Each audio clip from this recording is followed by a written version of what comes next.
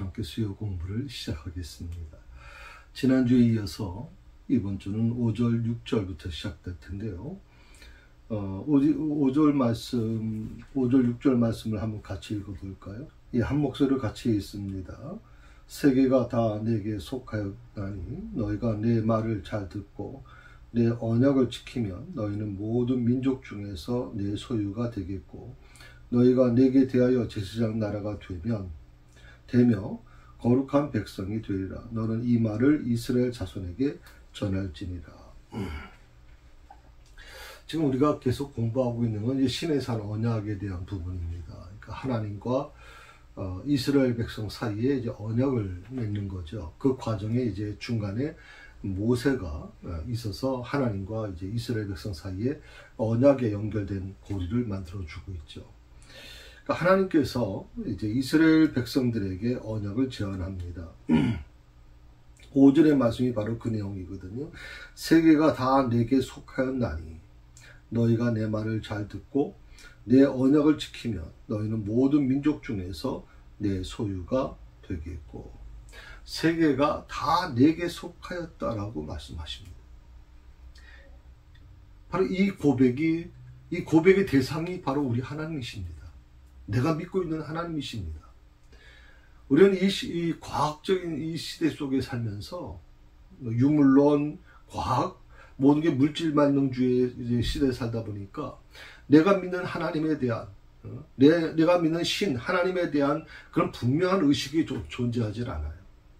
그럼 와서 교회 와서 예배를 드리긴 하지만 하나님을 만나는 것은 하나님은 보이지 않으시고 막연하게 느껴지는 거죠. 대신 와서 교인들하고 이렇게 대화를 나누고 교인들하고 친분을 하고 티엣이나 아니면 성교회 성도들하고 만나서는 한 주간의 이 얘기를 나누고 기쁘고 또 이제 찬송을 부르고 예배를 드리다 보면 마음속에 있던 응어리가 좀 풀어지고 이런 것에 대한 것만 가지고 우리는 이제 보통 신앙생활을 해 오고 있는 게 사실 현실입니다. 근데 가장 신앙생활에 중요한 게 뭐냐? 저는 내가 믿는 하나님이 어떤 분이신가를 알아야 되는 거죠. 내가 믿는 하나님이 어떤 분이신가? 여러분의 결혼할 때 여러분 남편의 아니면 아내에 대해서 전혀 모르고 결혼할 수 있습니까? 막연하게 결혼할 수 있나요? 절대 안 되잖아요. 그 사람에 대해서 내가 만나는 사람에 대해서 철저히 알고 또 그리고 신뢰하고 그렇게 해야만 가능한 거지. 그럼 막연히 한다고 그래서 그게 되는 게 아니란 말이에요. 신앙생활도 마찬가지입니다. 신앙생활도 하나님에 대한 막연한 생각만 가지고는 우리 신앙이 성장할 수가 없어요. 그래서 오늘 내가 믿는 하나님은 어떤 분이시냐? 세계가 다 내게 속하였다고 말씀하시는 하나님이세요. 세계가 다 하나님께 속해 있다. 그럴 수밖에 없는 게 이 세상의 모든 것들이 하나님에 의해서 만들어진 것이니까. 하나님의 말씀으로만 창조되었고, 하나님께서 직접, 인간 같은 경우에는, 그 흙을 비춰서 만든, 당신의 형상으로 만든 것이 바로 인간이잖아요. 그러니까 하나부터 열까지 하나님의 허락합시는, 하나님의 손이 안 간 곳이 없어요. 이 세상의 모든 것들. 그래서 성경에 보게 되면 들의 피인 들풀만 봐도 이 세상에 흐르는 꽃 한 송이만 봐도 그 속에서 하나님의 모습이 보여져야 돼요. 왜? 하나님께서 만드신 거니까. 여기서 이렇게 말씀하십니다. 너희가 세계가 다 내게 속하였는데 너희가 내 말을 잘 듣고 내 언약을 지키면이라고 했어요. 조건입니다. 그러니까 모든 아무렇지도 않은데도 불구하고 상관없이 하나님께서 모든 걸 사랑해 주신다라고 그렇게 생각하는 분들도 계실 수 있겠지만 오늘 출애굽기서 19장 5절에 분명히 말씀하시기를 너희가 내 말을 듣고 잘 듣고 내 언약을 지키면이라고 하는 조건이 붙어요. 이 시대가 바뀌고 우리가 이 신약 시대를 살고 성령 시대를 살고 있지 않습니까? 그럼에도 불구하고 바뀌지 않는 것이 바로 이 부분입니다. 하나님과 나 사이에 언약이 분명히 있고 그 언약을 지키는 것이 굉장히 중요하죠. 이것은 당신 제가 어떤 계명 율법에 대한 부분을 말씀드리는 게 아닙니다. 하나님과 나 사이에 적어도 부부가 결혼해서 두 남녀가 결혼해서 부부가 되면 부부 사이에는 어떤 눈에 보이지 않는 서로의 약속이 있습니다. 그 약속을 누가 깨트리느냐에 따라서 그 가정은 파괴될 수도 있고 유지될 수도 있습니다. 하나님과 우리 사이에, 나 사이에 오늘 이 언약에 대한 부분은 굉장히 중요한 부분입니다. 하나님이 나에게 어떤 분이신지, 그 하나님께 나는 어떤 모습으로 지금 다가가고 있는지를 한번 생각해 보시면 좋겠습니다. 하나님은 온 우주를 다스리는 주권자시라고 분명히 말씀하셨어요. 그런데도 불구하고 이스라엘이라고 하는 아주 조그만, 하나님께서 말씀하신 대로 이 세상 민족 중에 가장 약한 민족이라고 했는데 그 약한 민족인 이스라엘을 특별한 백성으로 삼으시고자 했다. 그래서 내 소유라고 하는 이 표현이 있어요. 내 소유. 내 소유가 되겠고, 모든 민족 중에서 내 소유가 되겠고, 이 내 소유라고 하는 표현은 이스라엘 백성이 하나님께 속한 특별한 존재임을 나타내는 거예요. 이스라엘 백성이 특별한 존재다. 하나님께 속한 특별한 존재. 또 하나는 그 하나님과의 친밀한 관계를 상징할 때 내 소유라는 표현을 썼어요. 그래서 하나님과 친밀한 교제, 관계. 우리가 이 신에 대한 개념을 이제 보통 그리스 신화라든지 이런 걸 통해서 많이 이제 우리가 배워왔잖아요. 그러다 보면 어떤 그런 책이나 이런 데서 어떤 모습이 나타나나요? 예. 신과 인간 사이에는 하나가 되기 힘든 부분들이 있는 거죠. 신은 인간을 무시하고 인간은 신을 다른 존재라고 생각하니까. 그러니까 어떻게 보면 이 하나님께서 내 소유라고 하는 표현을 통해서 이스라엘 백성을 하나님께 속한 특별한 존재로 생각하셨다라고 하는 거. 이건 굉장히 중요한 의미죠. 그리고 하나님과 나 사이에 먼 관계가, 먼 어떤 거리가 아니라 아주 친밀한 관계로 이루어져 있다는 것을 분명히 우리가 상징하는 말이 바로 내 소유라는 말입니다. 자, 하나님은 이스라엘 백성들을 제사장 나라와 거룩한 백성으로 부르셨습니다. 거룩한 제사장 나라 그리고 거룩한 백성. 이 두 단어는 좀 기억해 놓으시면 좋겠습니다. 하나님이 이스라엘 백성들을 선택하시면서 그 이스라엘 백성들을 제사장 나라로 부르셨고 그리고 거룩한 백성으로 부르셨다는 겁니다. 이건 똑같습니다. 영적 이스라엘은 우리 자신, 나 자신도 역시 마찬가지로 하나님이 제사장 나라로 부르셨고 그리고 거룩한 백성으로 부르셨다.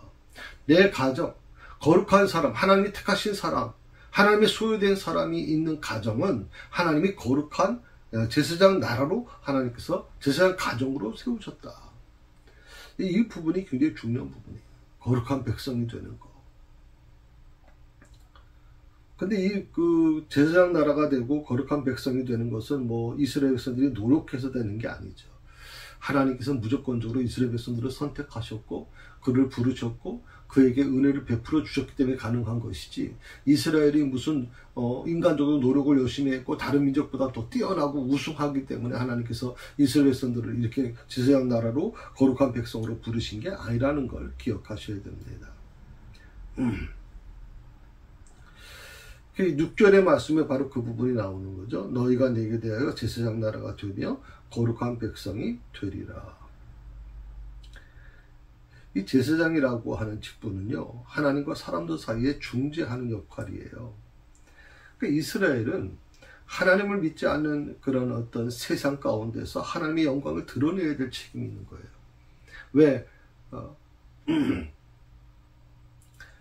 하나님 나라, 제사장 나라가 됐기 때문에 당연히 그럴 수밖에 없죠. 그러니까 이스라엘은 그냥 평범한 국가가 아니에요. 하나님이 특별히 하나님의 소유로 부르신 그런 나라고 또 백성이기 때문에 이스라엘이 해야 될 게 뭐냐면 하나님을 믿지 않는 이 세상 가운데서 하나님의 영광을 드러내는 거예요. 그리고 그분의 뜻을 전하는 사명을 맡게 된 것이죠.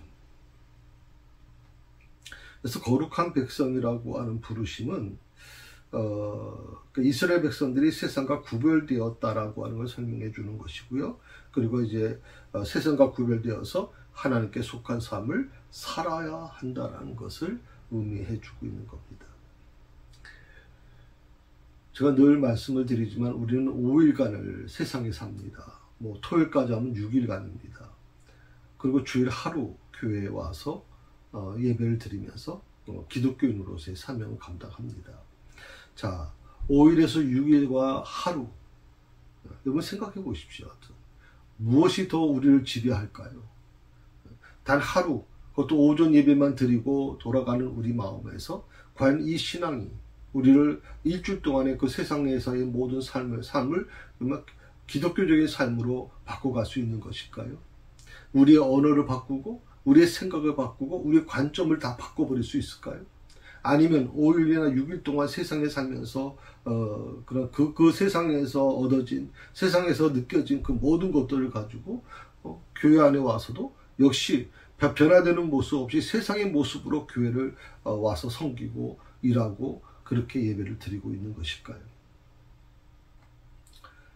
오늘 이 이스라엘 백성들을 부르신 이 부르심은 오늘 우리에게도 나에게도 동일하게 적용됩니다. 특히 베드로전서 2장 9절에 보게 되면 우리를 왕같은 제사장이다, 거룩한 나라다 그렇게 부르셨다고 선언하고 있어요. 나는 어떤 존재냐? 그냥 저는 그걸 여러분이 분명히 인식했으면 좋겠어요. 나는 아무렇게나 이루어진 사람이 아니에요.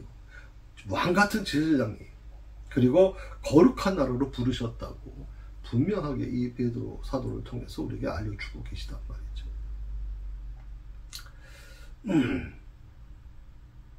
그래서 우리는 하나님의 소유된 백성으로의 삶을 살아야 돼요. 그리고 그 하나님의 영광을 나타내는 삶을 살아야 돼요. 내 영광이 아니에요. 내 이름 석자를 드러내는 게 아니라 하나님의 영광을 드러내는 삶을 살아야 돼요. 하나님의 소유된 백성이라고 하는 이 자부심이 있어야 돼요. 하나님의 소유된 백성. 나는 하나님의 소유된 백성이야. 하나님의 자녀야. 라고 하는 이것이 분명해야 돼요. 여러분 직장에서나 가정에서나 여러분 모이는 공동체 속에서 반드시 이 신앙이 분명히 이루어져야 되는 거죠. 이런 어떤 분명한 신앙적 고백이 없으니까 나는 하나님의 소유야. 하나님의 소유된 백성이야. 난 하나님의 자녀라고 하는 이 부분이 분명하다면 저는 우리의 삶, 우리의 생각 모든 것들이 다 달라질 거라고 생각하거든요. 이 부르심은 단지 특권에 그치는 게 아니에요. 하나님께 순종하며 그분의 뜻을 실천하는 삶을 요구하게 되는 것입니다. 특별히 우리가 기독교인이라고 하는, 물론 하나님의 자녀가 됐다는 것은 굉장히 중요한 의미죠. 네.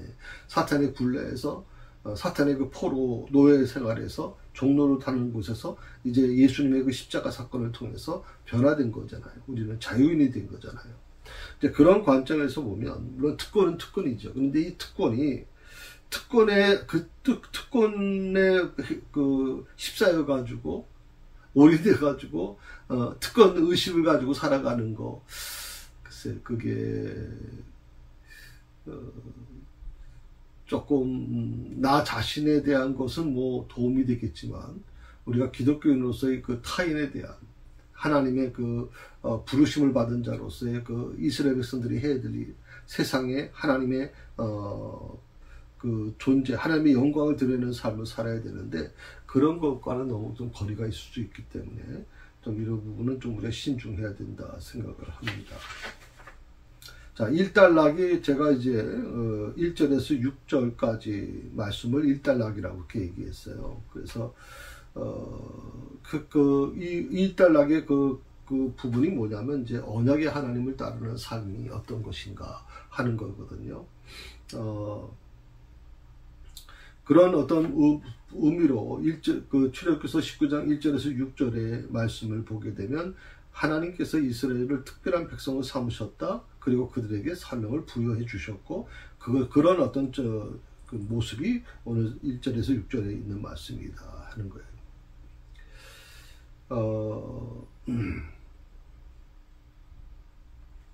신의 산에서의 하나님의 언약은 단순히 한 민족을 위한 것이 아닙니다.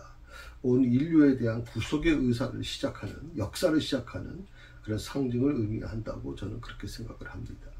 이 은혜 안에서 우리는 제사장 나라요 거룩한 백성으로 부르심을 받은 것이고요. 그리고 하나님의 영광을 나타내는 삶을 살아가야 될 책임이 있다는 거 기억하시면 좋겠습니다. 자, 우리 이제 7절에서 9절에 있는 말씀, 두 번째 단락 시작이죠.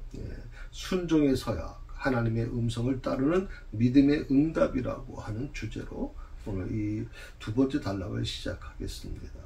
자, 19장 7절에서 9절입니다. 7절에서 9절을 같이 읽습니다. 모세가 내려와서 백성의 장로들을 불러 여호와께서 자기에게 명령하신 그 모든 말씀을 그들 앞에 진술하니 백성이 일제히 응답하여 이르되 여호와께서 명령하신 대로 우리가 다 행하리이다. 모세가 백성의 말을 여호와께 전하매. 그러니까 이스라엘 백성들이 하나님의 언약의 그 제안에 대해서, 그러니까 뭐 하나님의 언약의 제안은 바로 그런 부분이었잖아요. 조금 전에 그 말씀드린 것처럼 세계가 다 내게 속하였으니 너희가 내 말을 잘 듣고 내 언약을 지키면 너희는 모든 민족 중에서 내 소유가 될 것이다 라고 하는 이 언약에 대한 부분. 이 하나님의 언약의 제안 두 가지였습니다. 바로 그 부분이죠. 너희가 내 말을 잘 들어야 된다. 내 언약을 잘 지켜야 된다. 내 말을 잘 듣고 내 언약을 잘 지키면 이 언약의 제안에 대해서 오늘 이스라엘 백성들이 순종으로 응답하는 장면이 묘사되어 있습니다.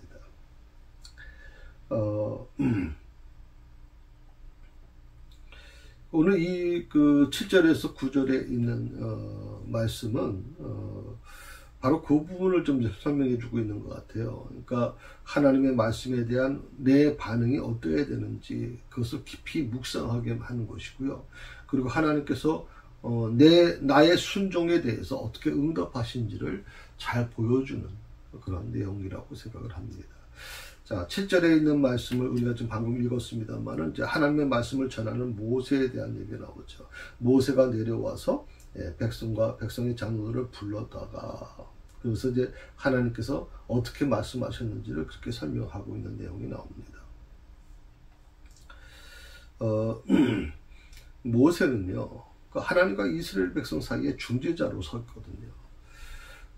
이것은 어떻게 보면 하나님이 일방적으로 모세를 통해서 이 백성에게 말씀하시려고 하신 건 아니에요. 그러니까 이건 이스라엘 백성들 스스로가 그 방법을 택한 거죠. 왜냐하면 직접 자기들이 하나님을 만나는 것이 두려우니까. 그래서 모세를 중재자로 두고 하나님이 모세를 통해서 자기에게 말씀해달라. 그렇게 이스라엘 백성들이 요청하셨고 하나님께서 그 말씀을 그들의 요청을 들으셨다고 생각을 하는 겁니다. 그리고 모세는 하나님의 말씀을 충실하게 전달하게 됐죠. 모세의 역할은 간단합니다. 하나님의 명령을 있는 그대로 백성에게 전하는 겁니다. 하나님께서 명령하신 것. 그러니까 어떻게 우리가 이렇게 생각할 수 있습니다. 그때 무슨 종이도 있는 것도 아니고 뭐 글을 쓸 수 있는 것도 아닐 텐데. 그 사막 한가운데서 어떻게 종이를 만들었겠습니까?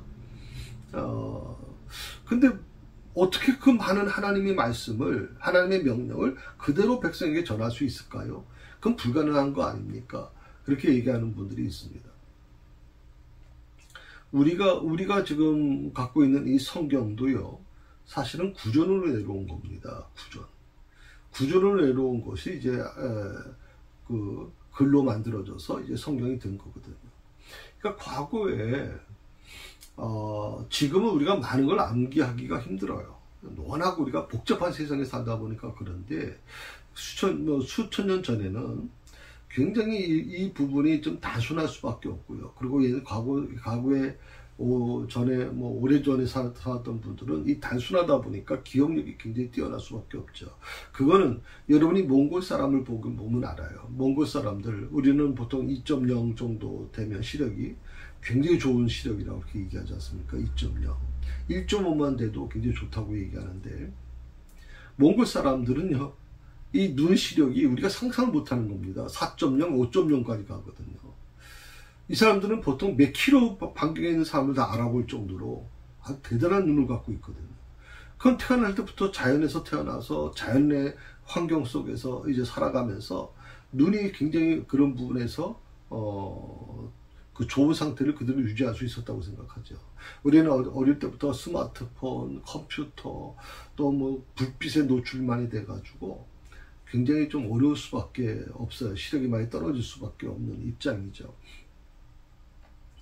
자, 그래서 하나님께서 그 모세에게 그 말씀하실 때 그 말씀을 이 모세가 글로 적어서 갖고 내려왔을까?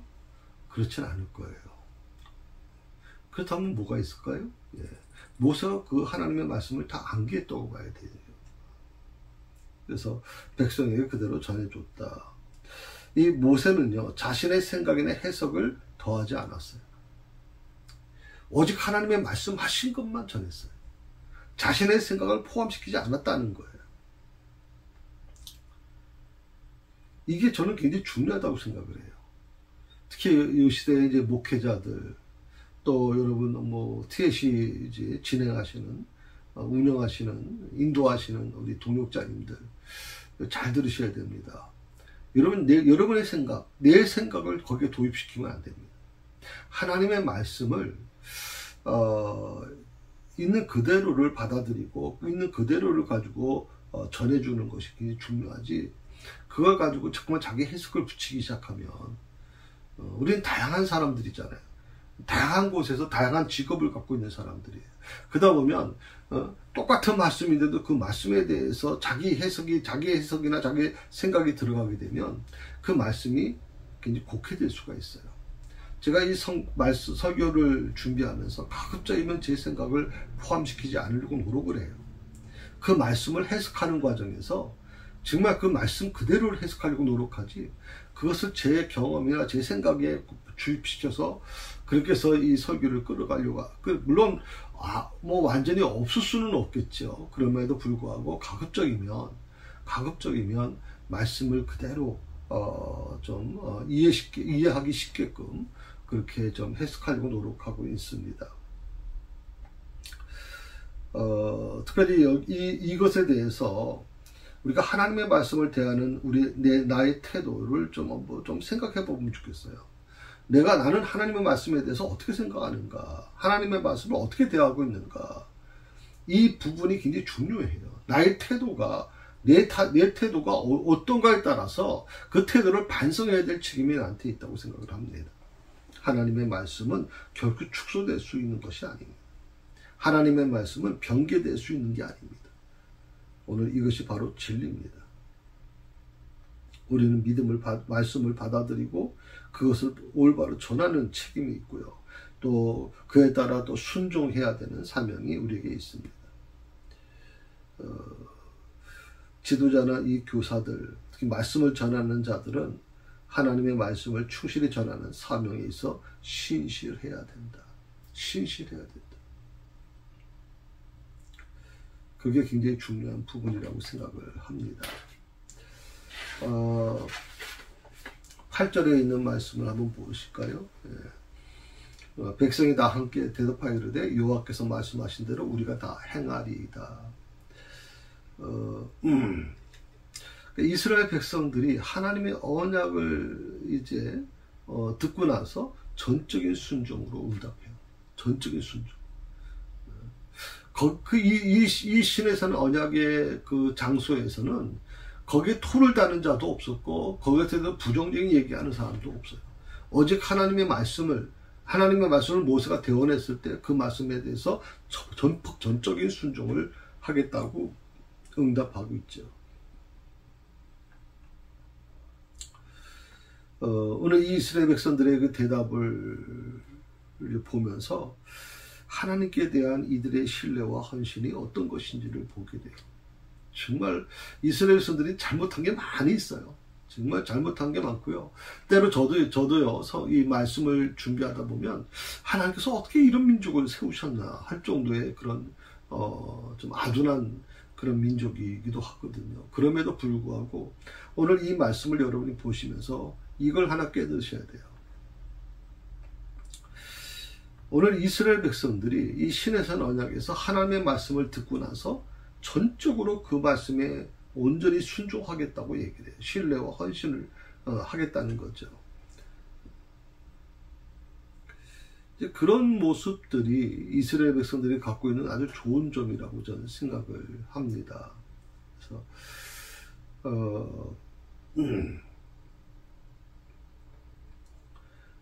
특별히 오늘 이스라엘 백성들의 이 대답이라고 표현이죠. 대답이 단순히 입술의 고백에서 머무는 것이 아니라 삶 속에서 하나님의 말씀을 실천해야 하는 책임을 포함하고 있다는 것을 분명하게 말씀하고 있어요. 그러니까 입으로만이 아니라 삶을 통해서 좀 실천하라는 거죠.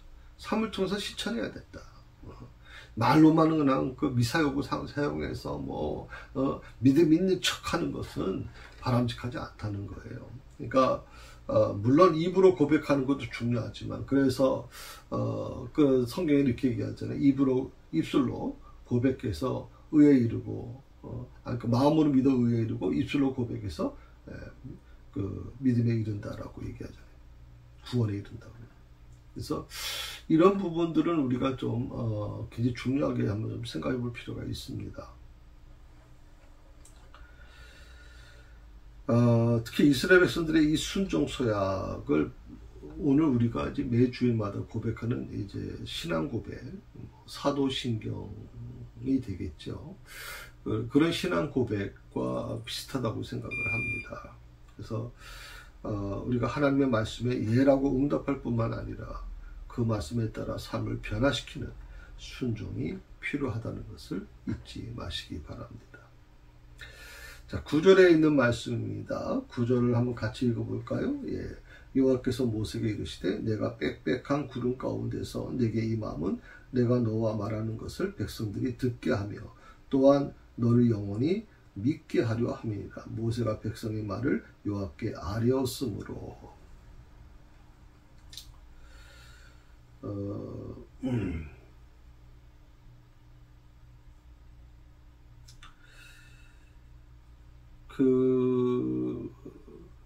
하나님께서는 이제 그 이스라엘 백성들의 그 순종 소약에 응답하시는 모습이 좀 나오는데요.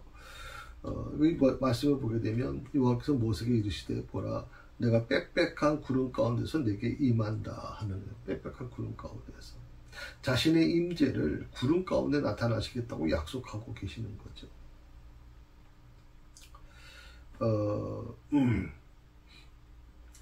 이 빽빽한 구름 가운데서 나타나시겠다라고 하는 것은 이스라엘 백성들이 하나님을 대면해 보는 걸 두려워하기 때문에 그래요. 그래서 모세하고는 하나님께서 숨김없이 대화하신다고 얘기했지만 이스라엘 백성들은 굉장히 두려워하니까, 그래서 하나님은 그들을 배려하기 위해서 빽빽한 구름 가운데서 임재하시겠다 이렇게 말씀하고 계시거든요. 하나님께서 구름 가운데 임하신다는 것 또 하나는 뭐냐면, 첫째는 이제 이스라엘 백성들이 하나님을 직접 대면하는 걸 두려워하기 때문에 있고, 그리고 두 번째는 하나님께서 구름 가운데 임하신다는 것은 하나님의 그 거룩함과 위대하심을 나타내는 것이거든요. 구름이라고 하는 표현이 바로 그런 표현이 있죠. 이스라엘 백성들을 광야에서 낮에는 구름 기둥으로 밤에는 불 기둥으로 인도하셨다 그랬잖아요. 그 구름 기둥은 바로 하나님의 임재를 의미하는 거거든요. 하나님의 위대하심, 그 부분을 나타내는 거죠. 하나님의 임재는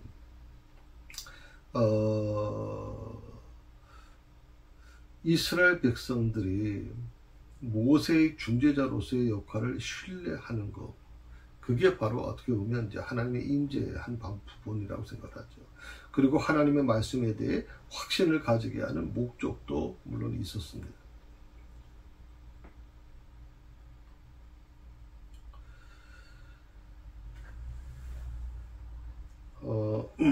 전체적으로 이제 7절에서 9절에 있는 말씀을 우리가 두 번째 단락에 있는 말씀을 좀 묵상해 보게 되면 하나님의 말씀에 대해서 이스라엘 백성들이 순종하는 것, 그리고 순종에 응답하시는 하나님의 임재가 나타나게 되는 거죠. 백성은 얘기합니다. 우리가 다 행하겠습니다. 우리가 다 행하리이다. 당신이 말씀하신 거, 하나님이 말씀하신 거 다 우리가 행할 것입니다라고 그렇게 선언합니다. 그러니까 하나님의 백성으로서의 책임을 받아들이겠다는 겁니다. 이 하나님의 백성으로서의 책임, 이게 쉬운 게 아니거든요. 이게 어떻게 보면 선택받은 거에 대한 기쁨도 있는 반면에 굉장히 부담을 느낄 수밖에 없는 거거든요.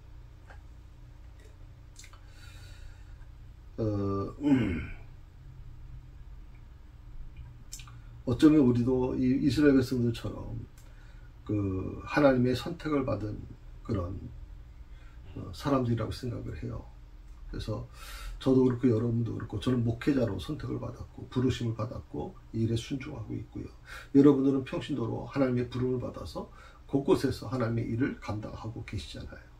하나님께서 오늘 말씀하신 것처럼 그 말씀에 대해서 우리가 다 행하겠습니다. 하나님 걱정하지 마세요. 하나님은 저희들은 하나님을 절대 떠나지 않을 것이고 저희는 하나님의 말씀대로 순종하여 살겠습니다. 그런 응답이, 예라는 응답이 우리의 삶이 되기를 바랍니다. 동시에 하나님은요, 이스라엘 백성들의 그 순종에 대해서 친히 응답하시고 임재를 약속하시죠. 그것이 바로 오늘 구름이 빽빽한 과정, 내가 빽빽한 구름 가운데서 내게 임할 것이다 라고 말씀하신 내용이 바로 그 부분입니다. 이것은 우리가 하나님의 말씀에 순종할 때 하나님의 임재를 경험하게 된다는 은혜의 약속을 의미하는 것이죠.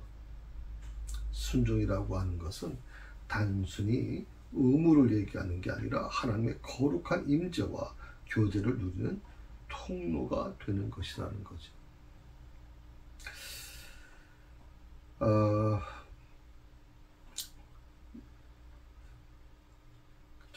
저는 그렇게 생각을 합니다. 우리가 좀 하나님께 더 순종을 통해서 그분의 영광을 좀 드러냈으면 좋겠고요. 저는 지금도 새사랑교회가 그런 일을 했으면 좋겠습니다. 하나님 앞에서 하나님의 영광을 드러내는 교회가 되게 해주십시오, 하나님. 목회자로서 저 역시 마찬가지입니다. 저의 명예와 저의 이름, 석자 이름 드러내는 것이 아니라 하나님의 이름만 드러내는, 하나님의 영광만 드러내는 그런 삶의 목회자가 되기를 원합니다. 새사랑교회 성도들 모두가 다 그런 마음으로 하나님께 헌신하기를 원합니다. 그렇게 되어 가도록 오직 하나님의 영광만이 이 교회에 가득하기를, 그리고 이 교회를 바라보는 모든 사람들이 하나님의 영광을 볼 수 있기를, 그걸 통해서 이 교회에 속해 있는 모든 자들이 정말 하나님의 선택된 자로서의 부족함이 없는 그런 삶을 살아갈 수 있기를 간절히 소망합니다.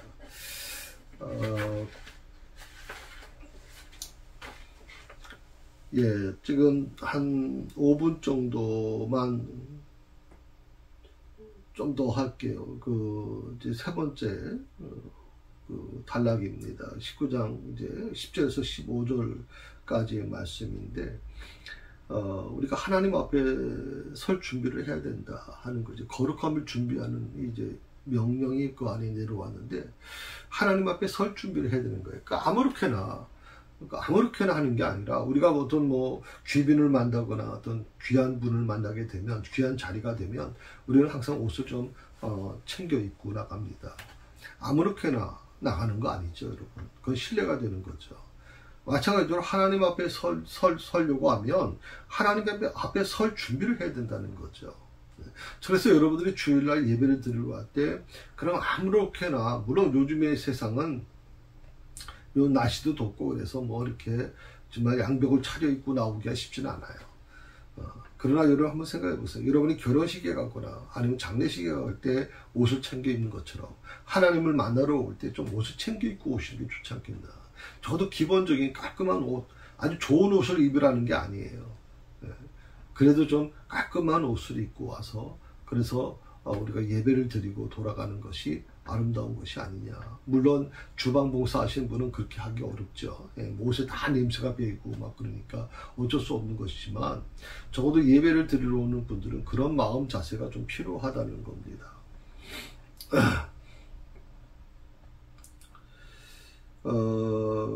자, 10절에서 11절에 보게 되면 거룩함을 준비하라는 하나님의 명령이 나옵니다. 10절 11절입니다. 여호와께서 모세에게 이르시되 너는 백성에게로 가서 오늘과 내일 그들을 성결케 하며 그들에게 옷을 빨게 하고 준비하게 하여 셋째 날을 기다리게 하라. 이는 셋째 날에 나 여호와가 온 백성의 목전에서 시내산에 강림할 것이니. 그러니까 하나님께서는 이스라엘 백성이 자신을 만나기 전에 이틀 동안 성결케 하라고 말씀하세요. 그러니까 준비하라는 겁니다. 미리. 그것도 이틀이나 준비하라는 거죠. 성결하게. 그 이틀 동안 뭘 어떻게 하래요? 성결하게 준비하라. 성결하게. 그 성결하게 준비하는 과정이 나오죠. 옷을 빨고 자신을 깨끗하게 하는 것. 아주 구체적으로 설명합니다. 그들에게 옷을 빨게 해라. 자, 이 옷을 빨게 한다라고 하는 거, 그 깨끗하게 한다는 건 뭘 의미하는 거냐? 외적인 어떤 그런 좀 성전? 그렇게 표현하면 좋을까요? 네. 그런 외적인 것도 물론 그것이 중요하겠지만 내면의 그 거룩함을 준비하는 영적 행위를 의미하는 거다, 이렇게 생각하실 수 있습니다. 그러니까 하나님의 임재를 경험하기 위해서는 단순히 감정적인 준비를 하는 게 아니에요. 우리 한국교회가 크게 좀 잘못된 것 중에 하나가 뭐냐면 신앙, 믿음이라고 하는 거, 하나님을 향한 어떤 믿음이 너무 감정적에 치우쳤어요. 감정적인 것들을 가지고, 그래서 우리가 이 찬양도 준비 찬양이라는 표현을 쓰잖아요. 그러니까 예배를 드리기 전에 먼저 준비 찬양을 해서 마음의 문을 열고, 근데 그걸 가만히 보시게 되면 굉장히 감정적인 부분을 호소하는 것들이 많거든요. 감정적인 준비를 사람들은 생각한다고 생각해요. 하나님의 임재를 준비하는 것, 하나님의 임재를 경험하기 위해서 우리가 감정적인 어떤 준비가 필요하다고 생각하는 분들이 있는데 그게 아니다라고 하는 거예요. 그리고 삶의 모든 영역에서 거룩함과 정결함을 갖춰라. 삶의 모든 영역에서 거룩한 것 그리고 정결함을 갖춰야 된다. 그게 하나님의 임재를 경험하는 일이다. 이것은 하나님의 거룩하심 앞에서 나의 죄성과 연약함을 깨닫는 것이고 온전히 하나님께 자신을 드리는 태도를 요구하는 것입니다. 자기를 드리는 것. 우리가 오늘날에도 마찬가지죠. 하나님을 예배하거나 말씀을 대할 때 어떤 모습을 대해야 될 것이냐. 바로 오늘 이 말씀, 시내산 언약에 있어서 이스라엘 백성들이 취한 태도, 또 하나님께서 원하셨던 그 모습대로 그분의 하나님의 거룩하심에게 합당한 마음과 삶의 준비가 필요하다는 것을 잊지 마시기를 바랍니다. 예, 오늘 여기까지 하겠습니다. 다음 주는 이제 12절부터 마무리를 좀 하도록 하겠습니다. 그래서 그렇게 여러분이 좀 읽어오시면 도움이 되겠습니다. 12절부터 몇 절까지 공부하겠다는 건 제가 장담할 수는 없고요. 일단 12절부터 공부한다는 걸 기억하시면 좋겠습니다. 기도하십시다. 하나님 감사합니다. 이스라엘 백성들을 위하는 마음으로 구름이 빽빽한 가운데서 임재하시겠다고 말씀하신 하나님, 이스라엘 백성들이 정말 하나님을 직접 대면해 본다는 것은 곧 죽음을 의미한다고 생각하기 때문에 이스라엘 백성들은 정말 하나님을 직접 대면하는 걸 두려워서 모세를 통해서 만나기를 원했습니다. 그런데 하나님께서는 시내산 언약을 통해서 하나님이 직접 임재하시겠다고 말씀하시죠. 오늘 이 구름 속에서 정말 하나님 들려오는 그 음성은 이스라엘 백성들이 하나님의 영광이 어떤 것인가를 깨닫게 해 주셨습니다. 하나님, 저희가 예배 드릴 때 어떤 마음 자세로 예배를 드려야 될지 그것을 하나님 알게 하시고, 또 오늘 이 구약시대의 어떤 사건으로 끝나는 게 아니라 이것이 바로 이 신에선 언약의 하나님과 이스라엘 백성들의 만남이 오늘 우리 시대에 예배가 되게 하여 주시고, 예배를 준비하는, 예배를 마주하는 우리의 그 자세가 어떤 모습이 될지를 깨닫게 해주시기를 간절히 원하옵고 기도합니다. 사랑하는 성도들을 주께서 친히 붙잡아 주시고 인도해 주시기를 간절히 원하오며 예수님의 이름으로 기도드립니다. 아멘.